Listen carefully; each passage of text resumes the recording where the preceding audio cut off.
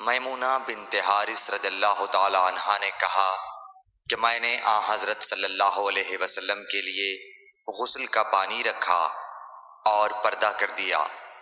آپ نے پہلے غسل میں اپنے ہاتھ پر پانی ڈالا اور اسے 1 یا 2 بار دھویا۔